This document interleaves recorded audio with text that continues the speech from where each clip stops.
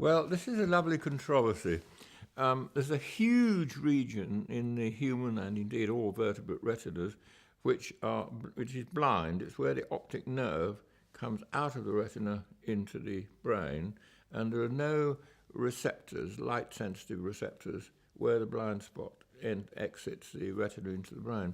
So there's this huge blind area, which we're not aware of. That's the extraordinary thing. You'd expect to see great big black patches out there, but you don't.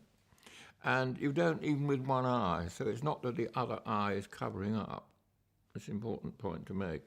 Well, there's a controversy. One idea is that you simply ignore it. That it's like being in a party and there's some incredibly boring person who never says anything worth hearing, so you simply ignore them. It's as though they're not there.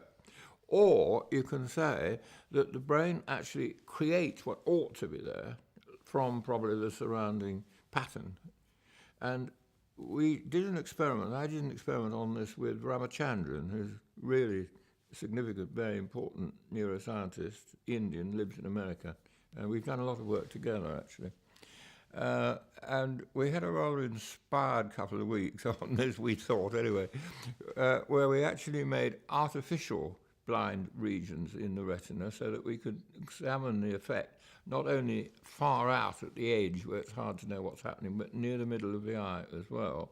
We call these artificial scotoma. And we did experiments using a computer screen which convinced us that it is actually a dynamic process of filling in, not passively ignoring. And I don't think I can really go into the details of this experiment. It's a bit technical.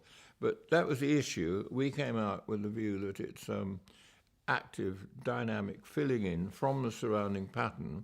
And there's now actually collaboration of this using magnetic scanning, fMRI. And it's now been measured that there's actual activity in the brain associated with the filling in of the blind spot. You can actually record the brain activity.